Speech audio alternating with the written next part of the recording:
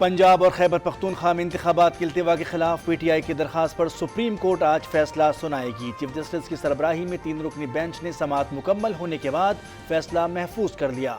Chief justice نے کہا کہ کچھ لوگ من پسند ججز سے فیصلہ کرانا چاہتے ہیں۔ حکومت نے کوئی ایسا مواد نہیں دیا جس پر الیکشن ملتوی ہو سکیں۔ عدالت کا سیاسی جماعتوں کے وکلاء کو سننے سے بھی انکار۔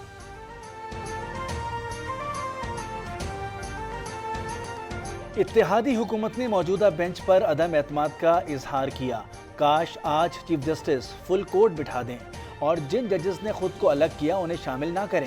وزیر اعظم شہباز شریف کا قومی اسمبلی میں خطاب، کہا موجودہ بینچ سے فیصلہ کروانا انصاف کے اصولوں کے منافی ہے۔ بینچ میں شامل ایک جج پر سنگین الزامات ہیں۔ وزیر قانون اعظم نذیر تارڑ بولے، اہم معاملے پر عجلت میں فیصلہ سنایا گیا تو نہیں مانا جائے گا۔ سپریم کورٹ کا اپنا ٹرائل چل رہا ہے۔ اگر سپریم کورٹ لارجر بینچ نہیں بناتا تو ایک ایسا کانسٹیٹیوشنل کرائسس پیدا ہوگا کہ خدا نہ خواستہ پاکستان میں ایسا کوئی ایمرجنسی یا مارشل لاء ٹائپ سچویشن پھر سے نہ لگ جائے۔ میں بڑا بات کر رہا ہوں۔ الیکشن کیس میں لارجر بینچ نہ بنا تو ملک میں مارشل لاء کا خدشہ ہے۔ Chairman Peoples Party Bilawal Bhutto نے خبردار کر دیا، کہا 3 ججز کو سوچنا چاہیے کہ کیا ہو رہا ہے۔ پوچھا انصاف کرنے والا ادارہ کیا ٹائیگر فورس بنانا چاہتا ہے؟ یہ عدم اعتماد اپوزیشن کا نہیں، ان ججوں کا ہے جو بینچ میں شامل تھے۔ عمران دور کے ناقص فیصلوں کی وجہ سے ملک کو دہشت گردی سمیت بحرانوں کا شکار ہوا۔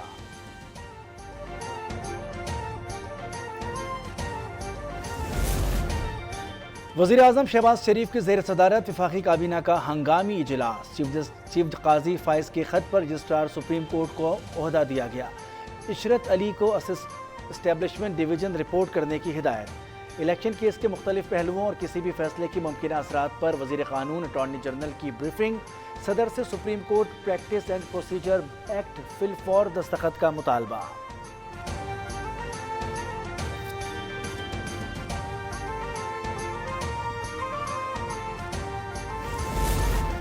سپریم کورٹ کے سینئر جج قاضی فائز عیسیٰ اور جسٹس طارق مسعود کا سپریم جوڈیشل کونسل کو خط۔ جسٹس مظاہر نقوی پر لگائے گئے الزامات کا جائزہ لینے کے لیے اجلاس بلانے کا مطالبہ۔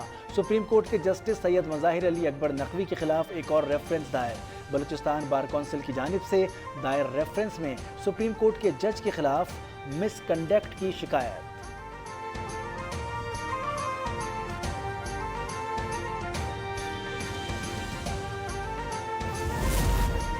ترکیہ کے نقش قدم پر چلیں یا میانمار بن جائیں، chairman P T I Imran Khan نے قوم کے سامنے 2 راستے رکھ دیے۔ سوشل میڈیا پر جاری بیان میں کہا کہ آج ہم اپنی آئینی تاریخ کے فیصلہ کن موڑ پر کھڑے ہیں۔ ہر ایک کو انتخاب کرنا چاہیے کہ وہ آئین کی حکمرانی اور جمہوریت کے ساتھ ہے یا کرپٹ مافیا، فاشزم اور جنگل کے قانون کے ساتھ۔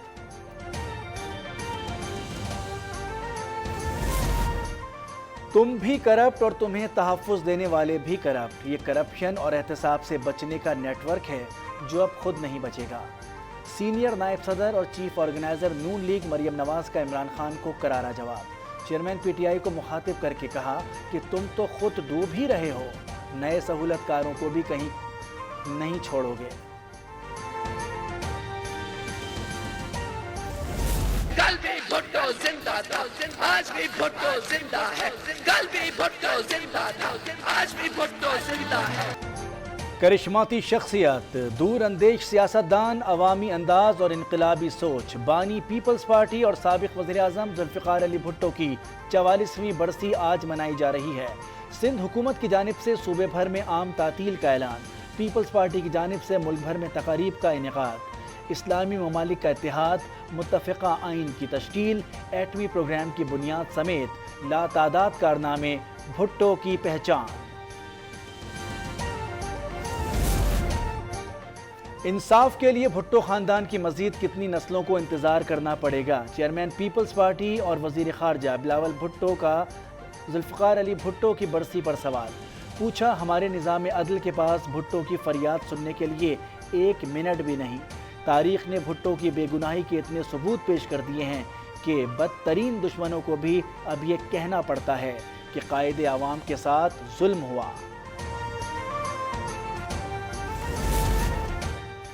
IMF کی پیشگی شرط مان لی ہیں، ملک کو مسائل سے نکالیں گے، برادر ملک مدد کر رہے ہیں۔ وزیر اعظم شہباز شریف کا پارلیمانی پارٹی کے اجلاس میں خطاب۔ انہوں نے کہا کہ IMF نے حکومت کے ہاتھ پاؤں باندھے ہوئے ہیں، عمران نے معاشی دلدل میں پھنسایا دیا ہے، چین کے منصوبوں پر الزامات لگائے، اب اسرائیل سے تجارت کا جھوٹا پھیلایا جا رہا ہے۔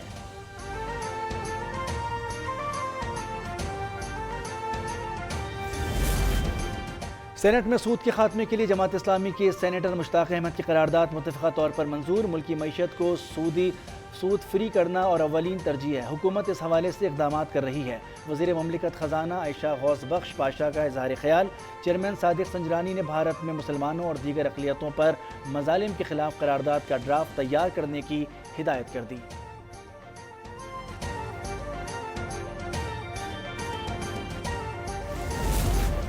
حیدرآباد سکھر موٹر وے میگا اسکینڈل کے دو اہم کرداروں ڈپٹی کمشنر مٹیاری اور نوشہروں کا ایک اور اسکینڈل، دونوں کی جانب سے سیلاب متاثرین کے نام پر کروڑوں ہڑپ کرنے کا انکشاف۔ ڈی سی مٹیاری نے 4.5 کروڑ، ڈی سی نوشہر افروز نے 3.5 کروڑ روپے کی رقم اپنے نام پر کیش رقم نکلوا لی۔ ڈی سی مٹیاری عدنان رشید پہلے ہی گرفتار ہیں، جبکہ ڈی سی نوشہر افروز تاشفین مفرور ہیں۔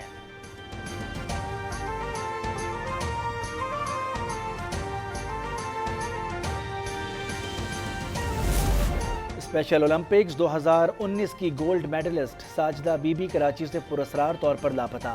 ساجدہ گھروں پر کام کرتی تھیں، 31 مارچ کو گھر سے کام پر نکلیں اور واپس نہیں آئی۔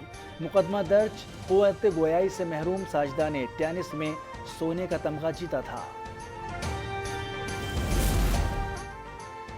کراچی میں لٹیرے آزاد، پولیس بے بس، گزشتہ ماہ 7000 سے زائد وارداتیں، 3 ماہ کے دوران مزاحمت پر 34 شہری قتل، 150 سے زائد زخمی، 90 دن میں 21,000 افراد جرائم پیشہ افراد کا نشانہ بنے۔ ملیر سٹی تھانے سے چند قدم دور مٹھائی کی دکان پر لوٹ مار کی فوٹیج سامنے آ گئی۔